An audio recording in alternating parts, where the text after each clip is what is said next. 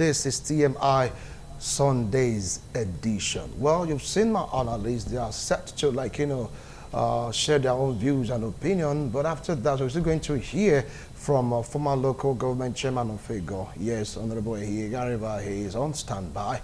He also shares his own views and, of course, his own opinion on this particular discussion. Let me start off with Onajomo. Now, what do you feel about what is happening right now? Some are saying it's like Nigeria has been overrun by kidnappers, bandits, terrorists. Some are saying don't call them kidnappers, don't call them bandits. They are all Boko Haram members. Take it up from there. Yes, let's be realistic to ourselves. This whole level of insecurity, Nigeria is only reaping what they sow. It has been the generation of our leadership all these years. Because when you look at insecurity naturally, and you look at the kind of way we run our system, it has been an opposite reaction or generation by the action or inaction of our leaders. This issue of Boko Haram, the founder of Boko Haram, Muhammad Yusuf, Muhammad Yusuf was just a young youth in Borno, leading this Islamic sects, and some of all these leaders, some of all these leaders adopted these boys. It's like what our politicians they are doing today. You know, they have their private talks. You understand? And if tomorrow those talks, those boys may enter force into banditry, kidnappers, and the rest of them, like this whole issue of kidnapping, it has gotten to Iowa here.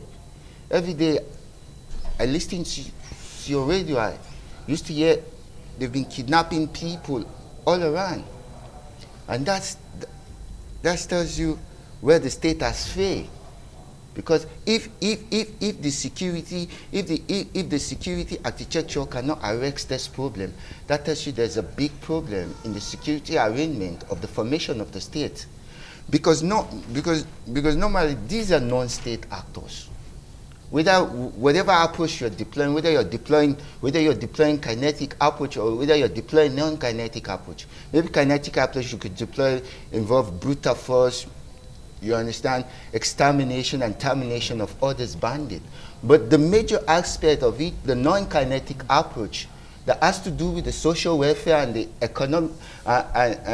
economic well-being of the state, is not being taken care of. Whether you like it or not, if the economy continues to depreciate, and if every day what we are seeing today, things continue to happen that way, there's no way you can exterminate this insecurity. Because whether you like it or not, as a functioning government, money that are budgeted, whether infrastructural projects or anything, whether developmental facility, and these facilities are not being provided for, and this social welfare are not being provided for. You think other nations providing social welfare, you think those nations are stupid? They are not stupid. It is to reduce the level of criminality, because economy is a major factor of any society. Right. If your economy continue to depreciate, your economy continue to crumble, and it cannot meet up to the developmental expansionability of your stationary growth, that nation is bound to suffer from insecurity, because you cannot meet the appropriate generation for the expansionability of the growth. So you are of linking this to the economy. The economy is one, leadership is another one. Okay, too. All right. I'll come back to you. Barrister, you heard him. Yes. Please take it up from where he stops. Talked about the founder of Boko Haram. Though he's late right now, it's like the city is planted is disturbing this great nation. Take it up from there. Yes, in his conversation, he's actually trying to make us to know that leadership, bad leadership, economic, seem to be the factors responsible for this insurgents and banditry in the country. On my own perspective, it's part of it. It's not it's part of it.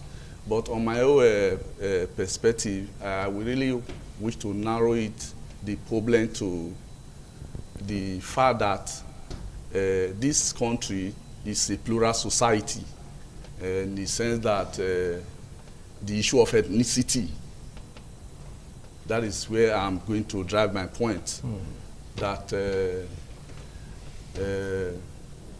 the country is made up of over 250 ethnic groups, and the issue of these persons, they have different faiths, these different ethnic groups, they have different practices and religion. Just for example, some are saying they are against Western education. Just imagine, they are clamoring for their own religion. Here you now see some persons that are clamoring for their own state. But Islamic religion comes state. Yes. Okay. They don't want to be fundamentalists. They don't want to see Christians. And this is the endemic problem in this country. This is the matter that has not been addressed in this country. Ethnicity. And that is because so many of these ethnic groups, they are not comfortable with the federation. Because some of them also felt that in the scheme of things, they are not being carried along in terms of allocation of resources, the national cake. These are the reasons why you see reaction and counter reaction. So you see, if you go down memory lane, you see the reasons as at that time why states were being created was to cater for what? The interest of to cater for the interest of some persons, some ethnic group. But since the time of the military till date, no state had been, nobody is even talking about it.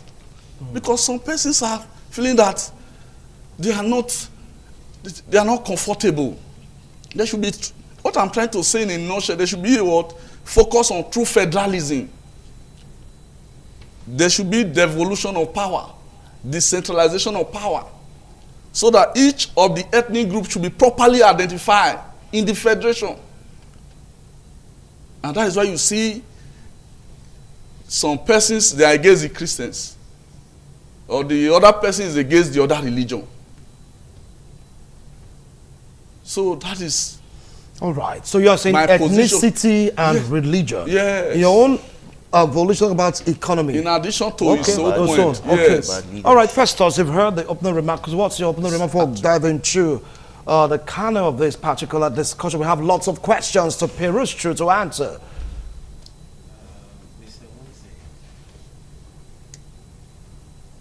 Why I'm not to support of what you said, but the truth is not far from it. I keep saying this in time and time over again. Whenever they want to fight us, bring about religion, ethnicity. But when it is time to campaign, look for votes, they go around. They go to the mosque, they go to the church, they go to the African traditional worshiper. Everybody, they come together and produce a president. That time, no fighting. There is unity when they want power. No ethnicity then, no religion. If you observe carefully, there have been issues coming from the northern part of the country. And I want to tell you this thing today. Anything that has to do with North have always been a problem in the world. Go and check how North America is going.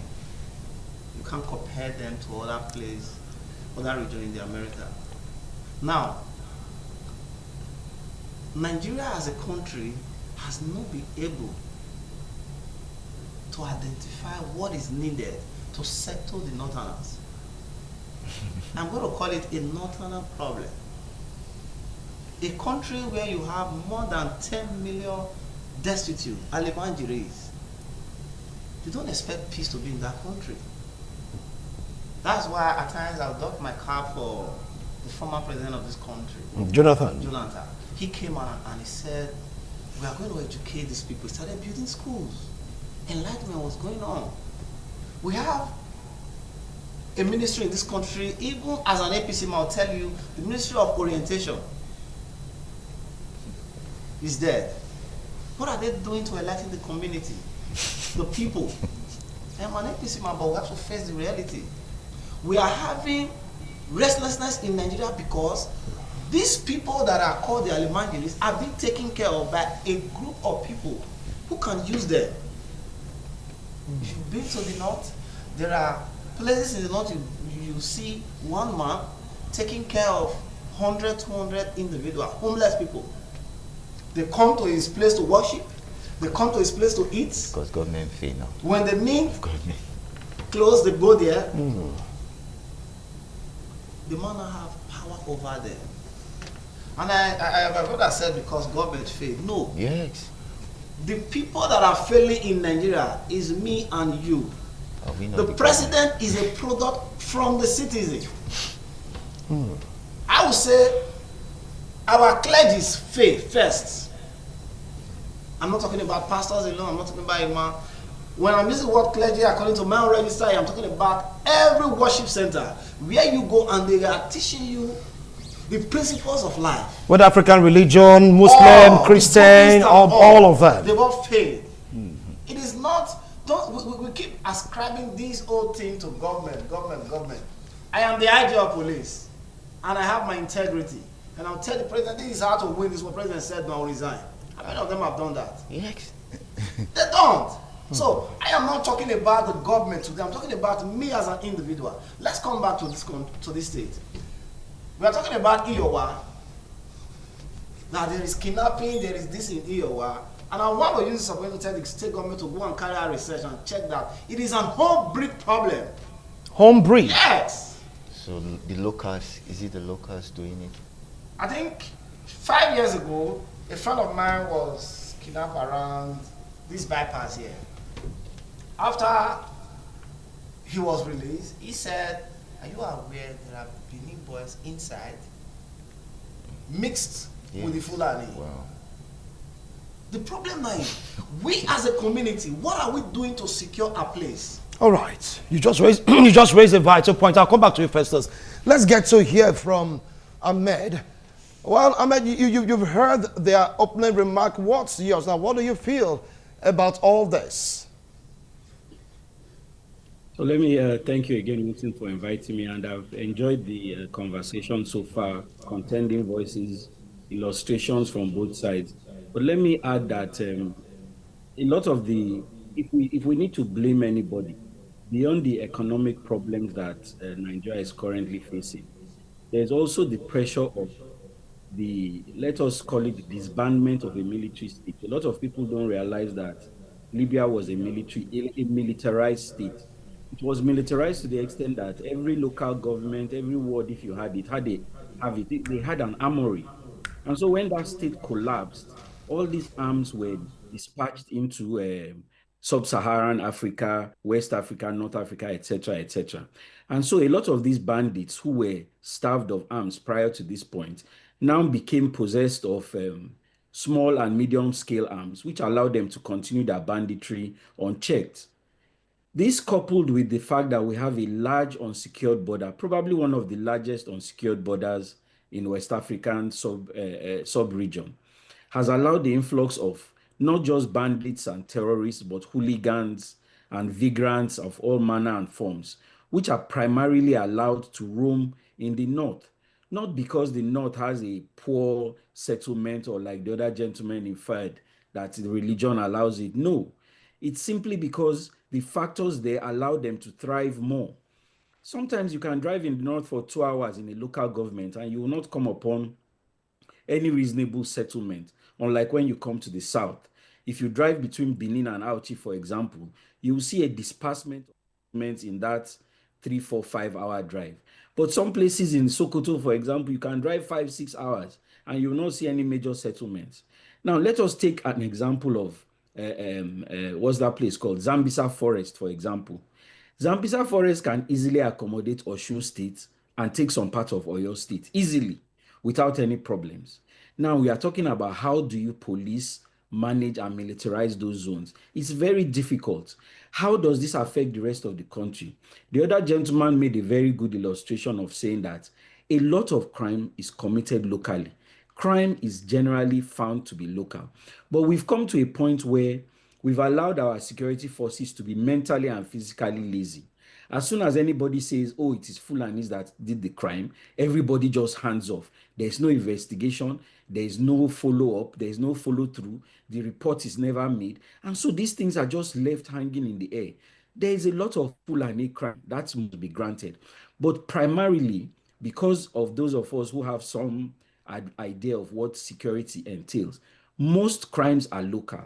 So you will not find somebody that will just come from Niger, for example, Niger State, for example, and just go into Auchi and start committing crime. No, there must be a local element, there must be local accomplices, there must be local assistance if such a thing is to be successful. Criminals don't want to be caught, they don't want to be executed, they want the good life. So when they come out in the form that they come out, there has to be assistance, there has to be insider information, and then there has to be. So all of these things are supposed to be addressed at the local level. They need to be investigated, they need to be followed through.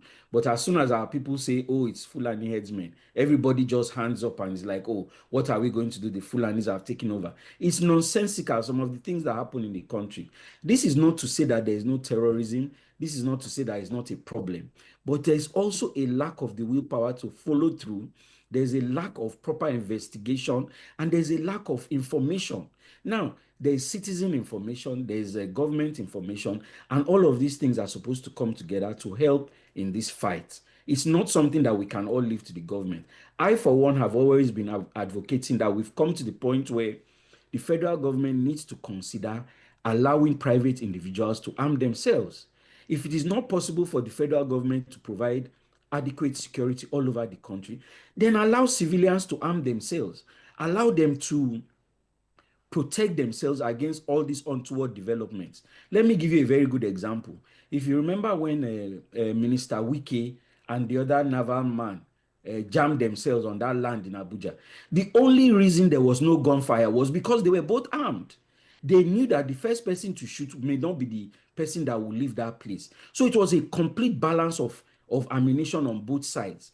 If one person had made the mistake of cocking or firing his gun, nobody knows where it would have ended. That is the situation that we've come to in this country. We need to be able to arm ourselves so that if people come and they say, oh, I'm armed, then you don't know if I'm armed as well. It now becomes who is able to fire first. So it's a complex mix of things, but communication is the most important part of it. All right. All right. I will come back to you, Ahmed. Give a vital point. Call them criminal elements. Talk about the proliferation of arms due to the fall of Libya. Things that are happening, trickling down to West African states, and Nigeria also is one of those countries that really is what hits us off now. Let's take a look at the situation. The north being ravaged and now it's trickling down to other parts of the country. Are you not saying that it has no or some religious coloration? Yes, it may have some religious coloration, but it all boils down to because of our security has failed. Because if you look at the northern axis, the border is so easily accessed. These borders are not properly manned, whether official or unofficial borders, you understand? And that's why you see the high level of proliferation of these light arms, because they can easily transport all these arms to different parts. You understand? He said most of the catchment of these arms comes from Libya. No doubt about it. But what is the government doing to man those borders? Because I was asking myself, if you say some things about the government on Twitter or Facebook, you just see they can pick you up, they'll charge you for cyber stalking. But bandits are communicating, are negotiating. Even posting online. Even posting these things online. So why is the government finding it difficult to track these people? It's either you capture them, you exterminate them, or you terminate them. So why is the government finding it difficult? Because now we are all talking, this has to do with capacity. Nobody likes negotiating. If you know, if someone is being kidnapped, and you know before the states will get there, they might take his life. The only thing he's going to do is to negotiate. And this is where the state has failed, because the primary responsibility of any government is citizen protection and provision of welfare. Because the state needs to have capacity to defend the territory. because this force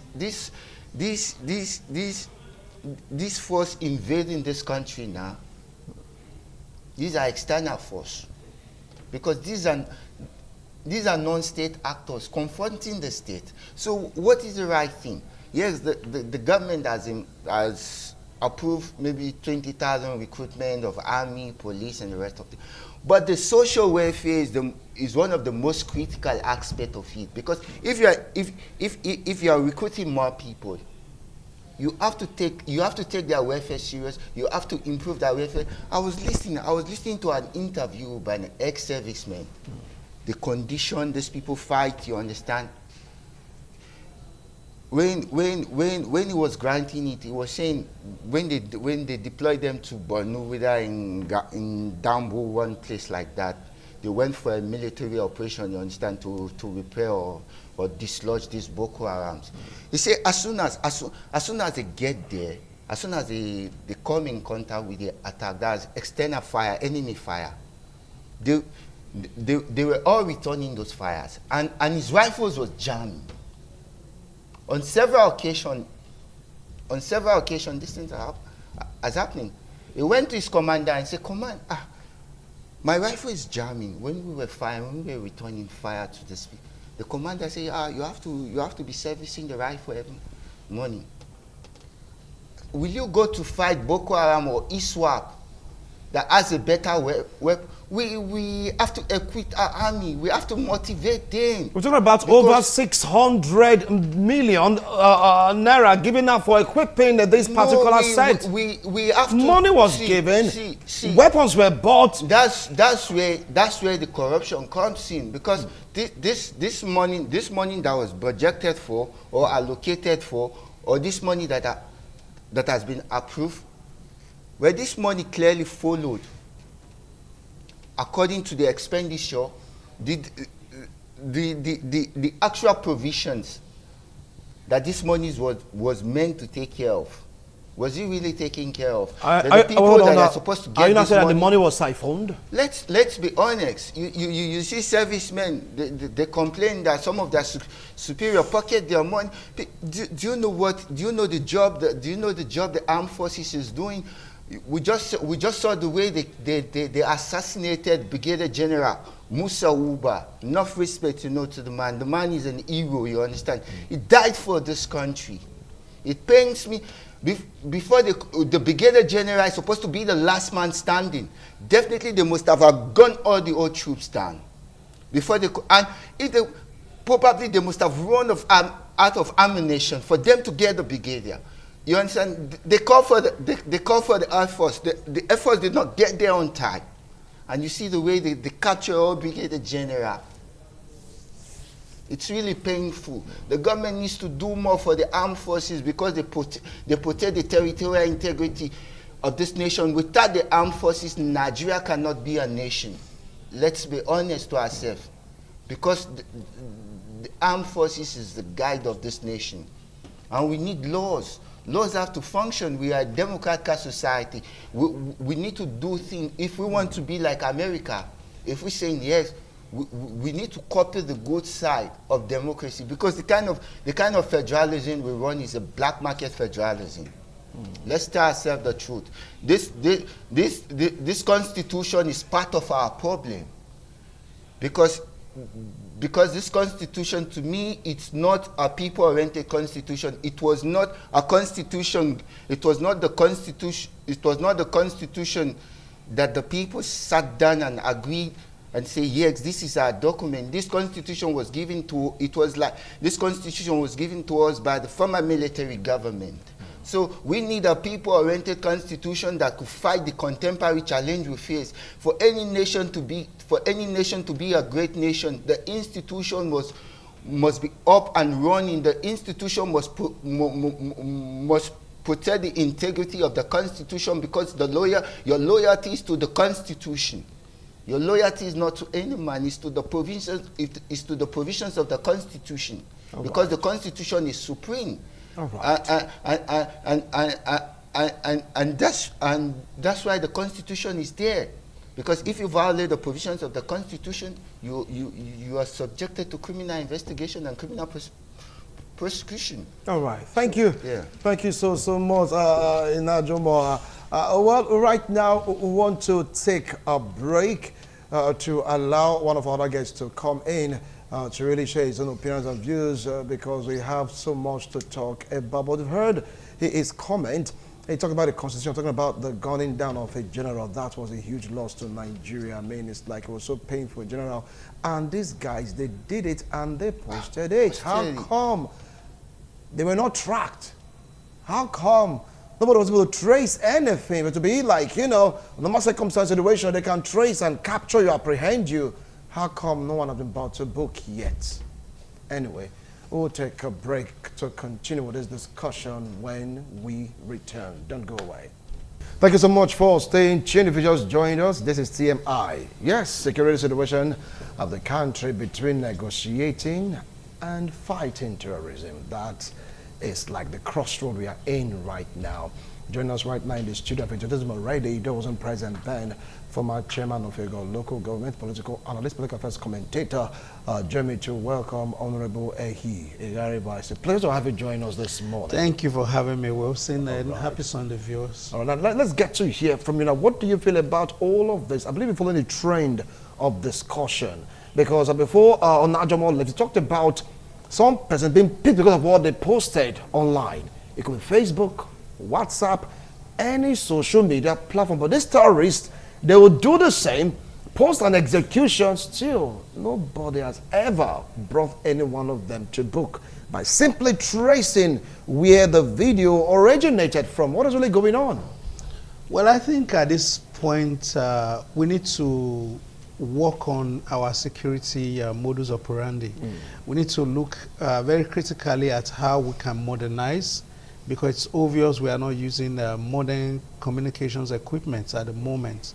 And this is having grave or adverse effects on what we're able to do, in terms of securing our people and our, land. And more importantly, our intelligence gathering is defective. And this is largely also due to our preference for alignment to our primordial sentiments, such as religious belief and tribal sentiment, as against being nationalistic. So the tendency is the people you want to term as perhaps even, let's use Boko Haram as a case study. They are not like individuals that drop from the sky. Many of them coexist with citizens in their local communities, and they just go out there, do what they have to do, and come back. So they are shielded by members of this local community. They know them very well. So when people, let me take it to another level. When people talk about state policing without mentioning local government policing, I think there's a disconnect there, because the state just cannot do the job if the federal cannot do it. You must deepen it to the barest and to the local people. That's where intelligence gathering will come from, because all of our security challenges we are having now are local to communities for the most part. Those are the forests are in communities over there, and these have to be supervised, investigated at the local government level before information, when it overwhelms them or seems like it probably will overwhelm them, then the state comes in. When the state is unable to, then they seek federal assistance. So they've got to be at least two lower layers to our security architecture. And I am still a little bit at a loss as to why we haven't responded to the security challenges that we have. It's been my clamor since the time of General Buhari that we evolve a team to specifically to combat internal security challenges that we have. You see, when the United States had 9/11, in response to that was the creation of Homeland Security. They had to create a department for Homeland Security. The imbalance, if you will, or the challenges that we have at the moment is that our police force, we are trained to maintain law and order on the one hand. Our military were trained to ward off external aggression. But now this aggression is internal. on the one hand, and beyond the maintenance of law and order. So what do? You need to strike a balance. You need a special team that is trained to handle this kind of situation. Presently, we don't have a team. Our military are not trained to handle internal aggression.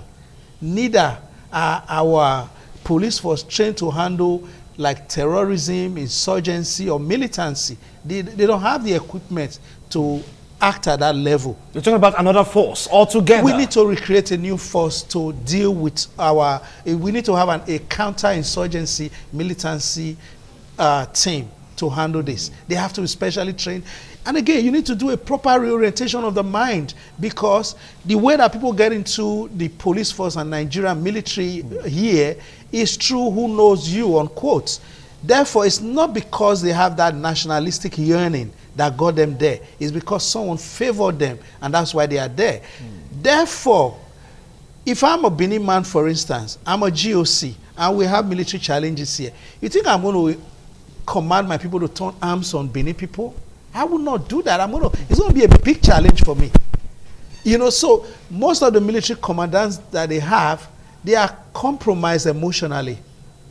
They are leaking information out to prevent their people, as they see it, from being killed. So they need to evolve a new strategy. This strategy is not going to work because these people were not trained initially for this purpose of counterinsurgency, militancy, or terrorism. All right. Well, you've heard him talking about creating a new force, and the Amajiri factor that Jonathan tried his best to really train. It's like, I don't know, the more you kill these people, it's like the number just keep on increasing. How are they getting them? Yes, Honorable Yegareva have really spoken well. Yes, the issue with our security agencies is not the way they go about some of these terms of handling this security situation. By going by negotiation, it's not really the best. That's why he was saying the modus operandi. You don't negotiate with criminals like what happened in Kwara State. So soon after they have, we thank God that the people were released, but the approach of the method they used was not the proper one. You see, soon after they were released, some days after, another set of persons were also what? Kidnapped. It's not it's like they are not compounding the situation. How will you negotiate with criminals? So it's not the best way to go. So we are calling on the federal government to reorganize our security system and intelligence gathering and cooperation. And if possible, the federal government of Nigeria could also, that is the reason you relate with other nations, cooperation, security cooperations, partnership. If we cannot do it, this issue of security is very paramount. The government cannot be they cannot sleep. There is no issue that they can play with. Calling for external support, foreign support, is not an offense. Because they can assist us. The rate of killings in Nigeria, abductions in Nigeria, is too much. It's alarming. It's disturbing. So we are not comfortable. We don't even know where we are going in this country. No, as we speak in this country, no state is even free, no part of the country. Apart from the north, we are saying, it's not everywhere, terrorism. So they can source for external support to come and assist us. Okay. All right. He says over external support, Honorable. He's talked about a special force. He said no to negotiations also. Don't forget the Amajiri factor. That's what Jonathan tried to crack, but he did not succeed because he was given serious backlash by these same people who was trying to reorientate. Let me start from what my leader said.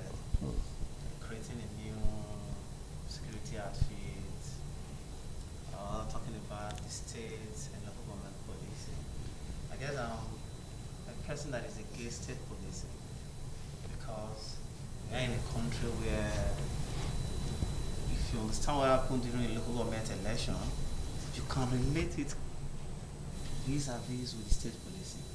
If a governor can use vigilante when conducting a local government election and flood the whole process, what do you think will happen when we have a state police? I've sat and asked myself, let us assume we're having a state police, and this group of men enter the office or maybe the building where you have a state police. They enter there, they can take over everything. Whatever we are having today, the problem we're having is going to start from compromising. My brother from the virtual said, I was coming from Libya. And I just chuckled because I have a different opinion about this whole thing. The armored vehicle, is that one from Libya? What about the tank? The rocket propeller and all, where are they coming from? The issue is this. We have custom, we have immigration officers that don't work. And at times I just look at the president and say, this man is sleeping on what? I'm an APC man, but let's be frank. You see terrorists displaying arms. The next thing you are supposed to do is to summon all security chiefs. The question is, explain to me, how did this thing enter this country? We're talking about porous border. We are people that are mounting our borders. So if the border is porous, then we should check those people that are mounting the border. That's why I keep telling people, the problem of this country is me and you. Though I believe there are political undertones, the issue is this. You pay 50 million for ransom, 1 billion for ransom, 200 million for ransom. People are making money out of kidnapping. You think it's going to stop? No. We almost wake up as humans and say, let's say no to kidnapping. How are we going to do this? I should be fair enough to speak the truth. I should be fair enough in my duty. If I am an army officer, if I'm asked to secure this place, I'll do it as a nationalist, as a man that have the value of this country. I guess it was my leader that said, or him, he said, while we are recruiting people, they don't have this nationalist orientation. They don't believe in the country. This country is a country where a man inside his house will call and say, 50 people on my care, when I put them for army. He will be loyal to him. The other one will call, police they recruit now, okay, I'm sending in 8 lists. These people will believe that their success as human is attached to Winty, who make the call for them. Let me tell you what happened. 2010, I applied for the ASP cadet. After filling the form, I was supposed to meet a chief, meet the local government. The first place I went to, a story came. The man begins to bend it. Just do it like this. Go and do this, go and do this. You just go to training. No need for the form that they use. I went back home, dumped my file. Because I think as an individual, I don't want to be loyal to you. You can't use me. That was about 15 years back. So these things happen in this country because some people don't believe in Nigeria. Okay. All right. Now let's go to Ahmed. You get to see these guys brandishing weapons. You get to see this guy brandishing the rocket launch. I was fortunate to see a clip. This terrorist was handed a particular sophisticated rocket launcher, and he made it clear to us that they didn't seize it from the military. He never told us where they got it from. He said, this is not what we seized from the military. This is our own. How come these weapons are entering the country? Ahmed. So let us de-escalate the rhetoric a little bit. There's none of the weapons that these terrorists are using that is out of the ordinary. Beyond the normal AK-47, what you have in that picture is a rocket-propelled grenade. So you call the other weapons, basically, these weapons are common from the terrorists to the military, etc., etc.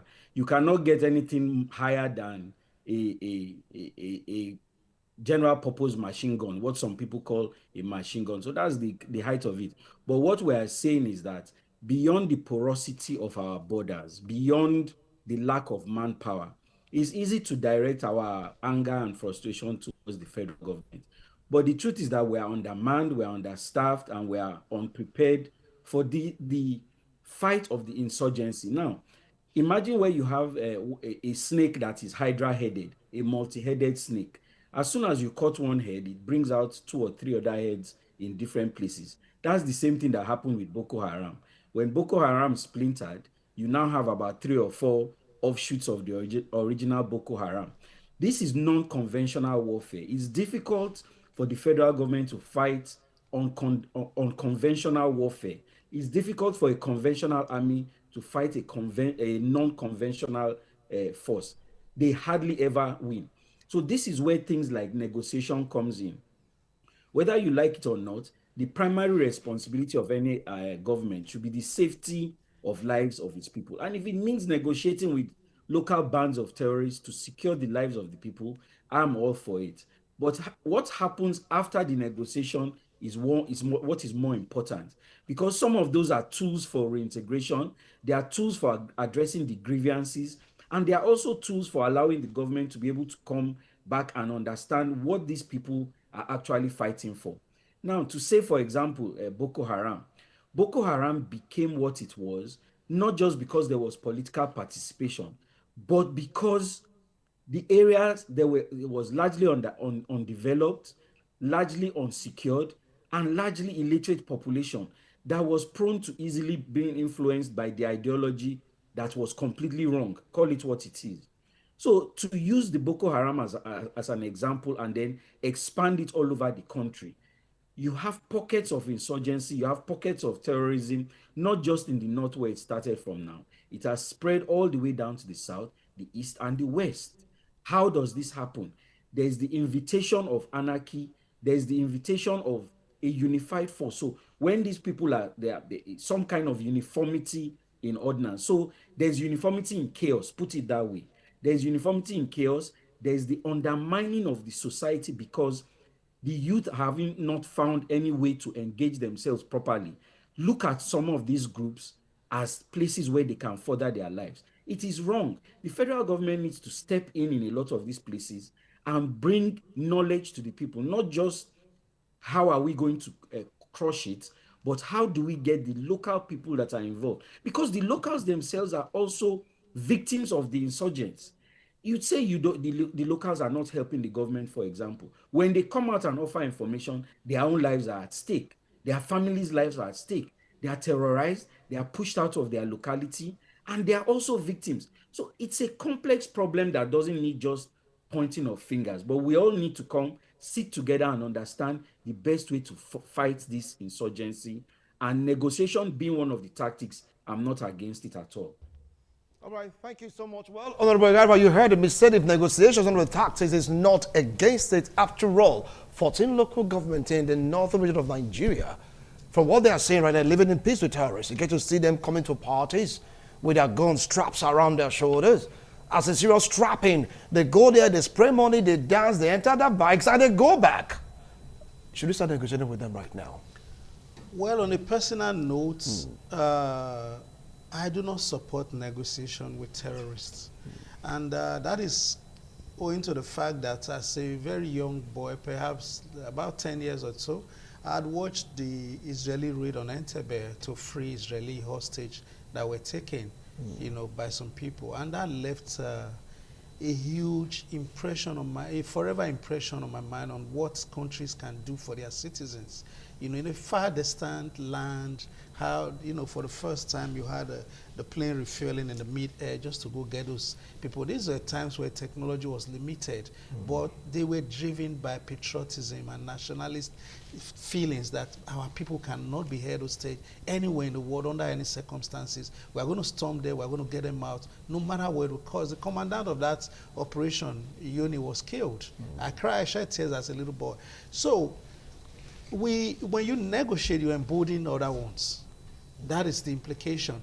And we have a huge challenge. I must be frank, I really feel for President Bola Tinubu. Why? Before he's coming into government, we've had a huge challenge, and one of them he solved by taking out the fuel subsidy, because it will appear that Nigeria was supplying fuel to all of Nigeria and all of Nigeria's neighbors. So the same thing now we run, when you say open border, the open border is like, there's really no clear-cut demarcation. If you go to, we have about 7 of our northern states that have borders with some of those countries in the Sahel.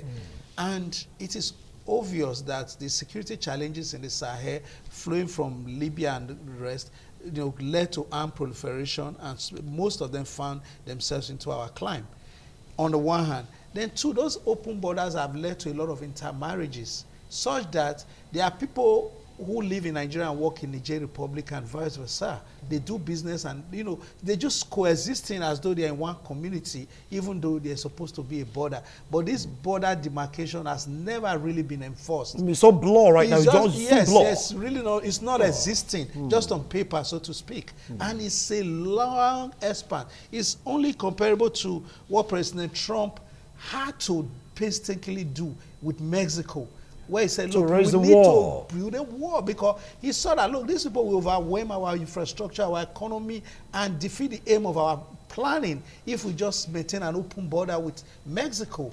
All of Latino countries will troop in here. That is the grave situation Nigeria is in at the moment. Then, if you listen to our former governor and senator now, Comrade Adams Oshomole's testimony, and the testimony of several other people who should know, they've also talked about how foreign nationals sneak into our country to come and cut away our solid minerals that are being mined in several states in the north. And in return, they give these people weapons and food. That's why we see all these sophisticated weapons, RPGs and the rest, so that they can ward off Nigerian military and locals, so that those planes can land or choppers can land to cut away their loot. It's been age-long. There's been hues and cries about it, but unfortunately, we do not even have the military strength to secure all of Nigeria. The most cheering news I've heard of late is the president giving a marching order that there should be resumption of the forest guard. They should move into the forest and try to see what they can do. More so, they should employ more forest guards on the one hand, and secondly, to imagine that our police force, they should bring in as many as, is it 20,000? 30,000. 30,000 new. That would be the largest ever in Nigeria's history, which shows seriousness on the part of the president, which shows intent that he wants to do something about it. The recalling of VIP protection units to come back into the police force is also a major move. So, but now what we need to do is we need modern equipment. And I have to side with my great brother here when he said a country like Russia, in their war with Ukraine, at certain times they had to use mercenaries. When the situation is grave, there are military contractors who can take on these individuals as a job. It's never a problem for you to own up to the fact that we are being overwhelmed, but I must protect my citizens. President Goodluck Jonathan did it. When he moved the elections by 6 weeks and had to bring in mercenaries to ensure that they stabilize the certain parts in the north for elections to hold in those areas. So I think we're at that point, though the president has given instruction that there should be like a concise, training program so that they are made ready to do their duties as quickly as possible. But I still insist we need local securities at not just the state level. I also want to quickly allay the fear of my co-discussant and younger brother about the fact that you cannot trust the governors. If you can trust one man with the security of the entire country to appoint all the service chiefs, the inspector general of police, even the chief judge of the country, you have to also not cut some governors some slack. But the difference is to checkmate governors. There must be full autonomy for the local governments, and the elections must be conducted by INEC. That's the only leverage at the moment. All If the right. elections are conducted by INEC, just like the governor, like the president, then we can have local government police, state police. And I don't think all of the governors are irresponsible too. Maybe just a few, but again, the Maybe president- just a few. yeah, but a All president right. can also choose to misuse the military. So if we can let the president, we can cut the president as slack, we just have to somehow trust those we have elected as governors and also as local government chairmen to protect lives and property at their various cadre of government. Thank you so much, Honorable Yegariba. Now, like, two contrasting points right now. Ahmed said, look, if it's to negotiate, it's working in some part of the north. Why not negotiate as long as lives and property are, preserved? Honorable Yegariba said, no, that if you choose to negotiate, you are making other splinter group to become more emboldened, so to speak, to carry out the first activities, at least to open doors for the government to come negotiate with them. And that brings to mind what Gumi said. Put them in the budget. Whose budget? We'll talk about that after this break. Don't go away.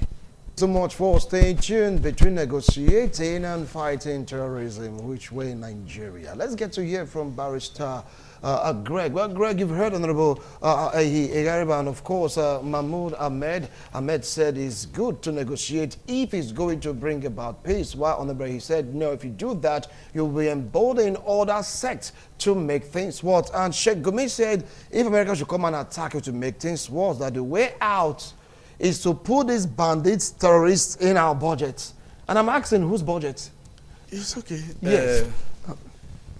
First, let me react to the issue of negotiation. Yes. Although, when I was also making comment, I also made my position clear that although we are happy that the victims were rescued alive, but that is not to say that the method they use is a good one by negotiating with them. If possible, giving them money and all of that.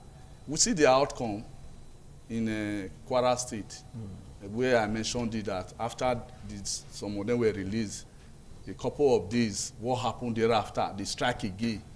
You see, in other ways, like you are empowering them. So we will not accept that method. That is why I was now calling that the federal government can even call for experts, even go in and foreign. I mentioned that area. To get mercenaries. Yes, it's not. That is the reason why you have corporations. You sign an agreement with other nations and you relate with other countries. What you cannot do. That is the reason, because the issue of security is very, very important. People are dying every day in this country. So the government have to be very proactive by all means. You can invite other countries to come in, to come and assist. So that is for that. The issue, like what I mentioned earlier again, even Honorable he also made reference to it. We are talking about federalism. True federalism. You see, the proponent of federalism, the major proponent, Casey Ware, is the father of federalism. You see, what is it all about? What were they looking at for that system of government? We are looking at where power is being shared between the central and the units, or the components. Between the central, in other words, and the regional world governments. So in that, in Nigeria, and we say that such system of government is perfect for a country where there are different ethnic groups. Get the foundation, a system that match, practicable, feasible for a country with mixed religions like Nigeria. That is why we are operating that system. And we are not following the tenets, the principle of federalism. Because, as I mentioned earlier, this is a country made up of over 250 ethnic groups, different languages, different background, different culture in one country. Each of them each of these persons, individuals in the same country, they are clamoring for their own identity, recognition in the scheme of the federation. So, by that, you create more states to recognize such people. That's why you see some of the agitation of these persons, some of them have also agitated, they want to have their own sense of belonging. Local governments, so that these people will be properly identified in the scheme of things. You see, Nigeria will be, we are talking about unity in diversity. We are calling for unity in diversity. Because we are not, we are different. So how can we live together? How can we coexist? How can we manage the situation? Because the feedback is that that's why you see insecurity, insurgents, disturbance. Because the equation is not balanced. I think since the time of the military till date, no state have. What is the essence of creation of state? It's to handle the fear of the minority. All right. It's to protect their interests. It's to accommodate them for progress and what? And even development and peace. So you're saying no to negotiation. That's the borderline you're trying to, like, It's fine. It's not even an option. But they're doing it in the north. And they're saying it's working for them. You see, that is what led us to where we are. Compounding the security situation. Sure. I said in the course of negotiating, in the table, the terrorist may say, money. What will you now do? You pay them money. You see what will happen next. Example, you see what happened in Kwara State. All right. Who know what backfired there, what must have instigated, escalated the situation in that place. Okay. Let's get to hear from Festus. You heard them. Barrister, I want to actually ask this thing. Is it an identity war, or these people are trying to finish what the late Usman started? Let's conquer these people. Because when you look at what is happening, they come like headers. They start moving with their cattle. Before you know, they come again like illegal immigrants. Somebody saying you don't need Christians. I'm coming, sir. That's what I'm saying. It's not an identity somebody war. saying that I don't want Christians. I don't want Western education. So it is not because they not show a background, different background of that person. Barrister, it is not because That's they the need their own foundation. identity. Somebody is saying that. The problem is not because they need their own state. The problem is because they are these people. And the government have not been able to serve them what they need. True federalism will be okay, yeah, it's okay. But let's go back to where we are now, where locals negotiate through the local government with bandits and they are living in harmony. So if we still have the same true federalism, that's the same thing that will be happening. You know why?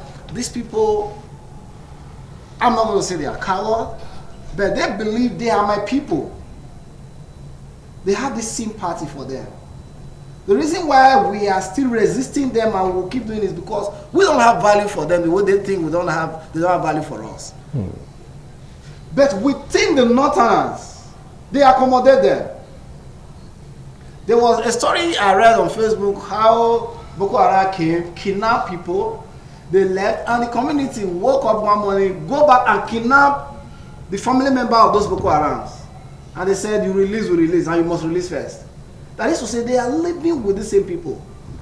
It is not the government that compounds this problem. It is not because of economic hardship or whatever. What happened is this.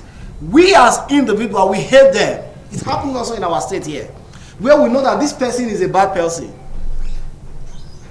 Whenever he does evil, we will hide him in our house. We've seen situations like that. And whatever evil we hate as an individual, at times come back to us. When the other matter happened, I found out that these people were moving down to Welu, and I told myself, this is where I do my business. Okay, cannot be Welu. I have to start making calls. Alpha, where you there? no, no, come on. We have to stand and say, we are going to form a block. You don't cross it. That is what we need in our country. You as an individual, stand up for your society. First, you must start from your community. I'm not going to say I'm fighting for Nigeria, my community, I'm not fighting for it. Where I live becomes my community. Where I'm doing my business becomes my community. So it is not about we need to create more states. No. It's not about the state. They have the ideology like what he said. Western education, we don't need it. That's what I said. The National Orientation Agency is not working. These people, they train them through assimilation. They make them to assimilate what they think is right. Don't forget, I started by telling you, Alimanjaris is the #1 problem. A woman will give birth in the street of the north, no home. Then one man will go there and pick the child and begin to nurture that child. I'm going to tell the child no to Western education. If you are not a Muslim, you're an infidel. The boy is going to grow with that mentality. He's not a Muslim, he's an infidel, then I can kill this person. And in the Quran, they will open it for them. Where they tell you in the Quran that this person that is not a Muslim is an infidel. They have been tutoring this child. And you're going to tell me, but this same Quran also is against killing. I said, as at this morning, I watched an episode where a man said more than 10 places in the Quran said, kill the infidel. Is it two Quran? But we still have some Muslims that do not really abide by that particular rule. The issue is, who are those changing the narrative? State ought to have their orientation agency. While they are broadcasting theirs, you as a state, you are coming up and telling the people through the radio, the television, the social media, this is what we stand for. Who is talking about one Nigeria again in this country? That's federalism. True federalism. Who is talking about one Nigeria? So the problem is not just federal. Let's come back to our state. We have state governors that collect security vote, and some of them are doing nothing. It took Obelo to say, at those state corps, I'm going to fund them. In the first 6 months, he wiped out courtesan. And if you are not aware, let me say it on here. There is war against kidnapping, and results are coming out already in Edo State. So what we need is the state governors should wake up. Like what my leader said, the local governors, the local government chairman, they should also wake up. You cannot tell me you are the local government chairman of local government A, and something is happening in your local government, you are sleeping. You should go and sleep in the government house. The government should wake up and sit down and say, what's happening? What are you doing here? There is fire in my community. My local government, we are not sleeping. What is happening? You bring facts. Then, let's go back to the security agency. Someone said it, I can't remember, said, when you give information out to them, at times, you're going to be at risk. Because they're going to leak the information. Then, let the governor sit down, and I think Obelo can do well on this. There should be an information channel straight to the government house. This one is, I'm not going to meet the commission, I'm not going to meet the DPO, I'm not going to meet the local government chairman. There should be a channel where if I am to give out security information as an individual, I go straight to the government house and drop the information without the information being leaked. We can do more. We are talking about 21st century. We need 21st century security weapons, architects. What about these same people that keep saying, Mona come out, military they come? If those architects fall in their hand, I'm going to have it. All right. Good question. Lots and lots of questions. You're saying no also to negotiation. Anyway, if you take a look at our country right now, you get to realize that many persons are not happy. Majority of Nigerians are not happy about the current security situation. Some are saying it has a political undertone. Others are saying no, it has gone beyond politics. It might just be that someone is manipulating the country to disintegrate. How true is this, Ahmed? That is also an interesting question, but let me quickly disabuse the mind of the viewers from what the last gentleman speaker said. There is nowhere in the Quran where you are advised to go and kill infidels. That is false. It's completely false. Islam is a religion of peace. There are, however, terrorists and miscreants, as well as, how should we call them? Fanatics in every religion. Now, you see, the fanatization of Islam does not necessarily mean it is given the imprimatur by Muslims or by the Quran. Those are things that should be separated. Now, to understand some of the things that have happened, it's not just to label it as a religious uprising. The speaker also pointed out the fact that if you use Boko Haram as an example, the first people they terrorized were people in their own local communities who were Muslims like them. So that puts a lie to the fact that they were just terrorists, either religious terrorists or so. The foundation of that terrorism was the local communities themselves. And if they were surrounded by Muslims, it only goes to reason that the people that they first terrorized were Muslims like themselves. So some of these narratives need to be broadened. We need to look at the truth. The idea that Fulanis, for example, are only Muslims is entirely false. There are Christians who are Fulanis. There are also non-believers who are Fulanis, and they are all terrorists. So a terrorist is a terrorist. When you talk about religious terrorism, that is something else to be discussed entirely. But we have terrorists, we have bandits, we have local arms dealers, and we have these pockets who have spread all over the country. They need to be looked at and they need to be stopped. Now, I'm sorry, I lost the track of your question. If you want to throw it again to me at Wilson, please. All right, now, the question is this. Some of the opinion that somehow, somewhere is mapping the situation of Nigeria because of these terrorist activities. Now, what do you have to say about that particular allusion? So there's so much involved in the act of terrorism that that is possible. That's one of the possible scenarios. Like the other gentleman, the honorable, I think, pointed out, if you look at the terrorism that is executed in the north central states, for example, that is based primarily on the fact that there's a lot of illegal mining that is going on there. That's one sort of terrorism. So they are using terrorism and the scare tactics to frighten the locals away and to repel security forces from coming to investigate. That can also be put under terrorism. If you look at the southeast, there's what you will call terrorism, but some of them will call freedom fighters. We saw that in South Africa. They are saying they want secession. There's a certain amount of terrorism because as soon as you tell people that they should not go out on Mondays and their movement is restricted, you are terrorizing them. Terrorism is essentially the use of force to prevail on people your own ideology.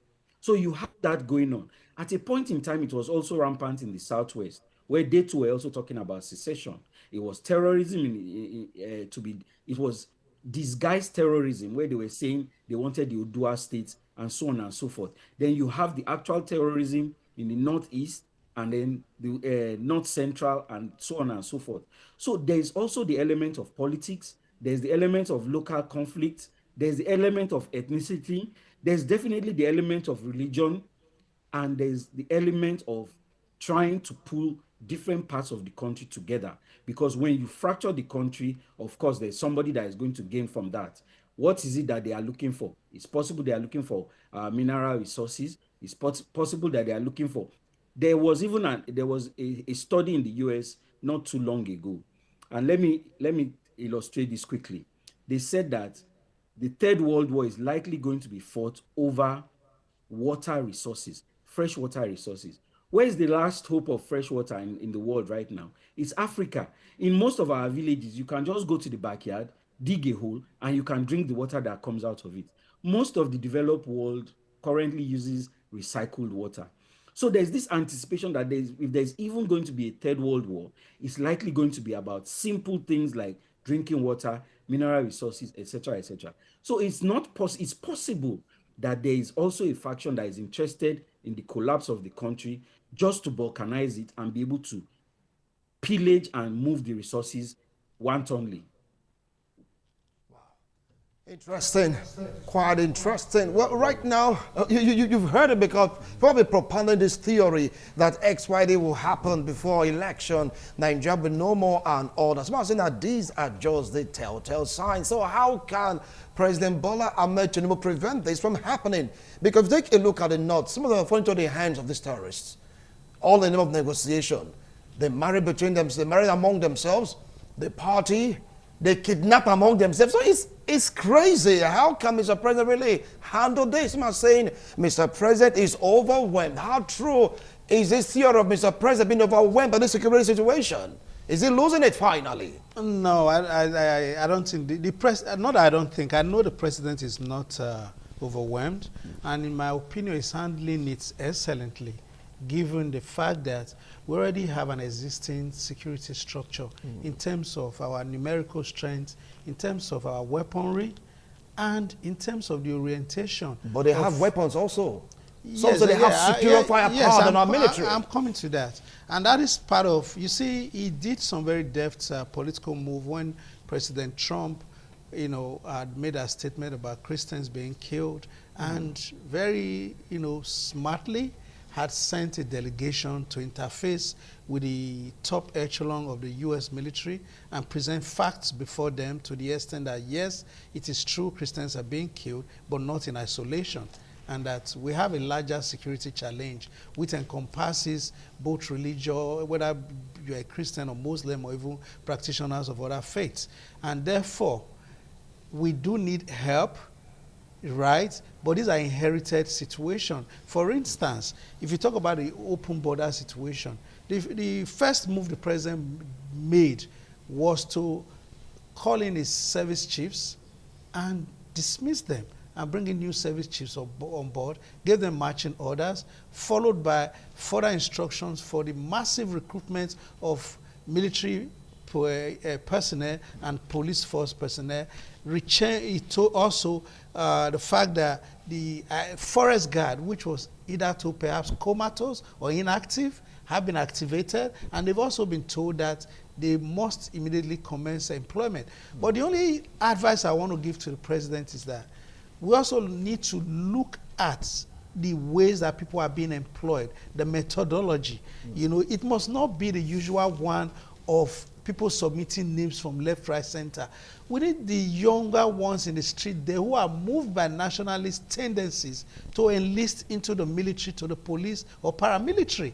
It should not be people who just want to assert influence, and for that reason you just put 50 names and put there of people who are not even wanting to be in the force, but for them it's just another means of employment. You just hold on. I want to go for a break. When we return, you continue with your line of thought. We'll be right back after this break. Don't go away.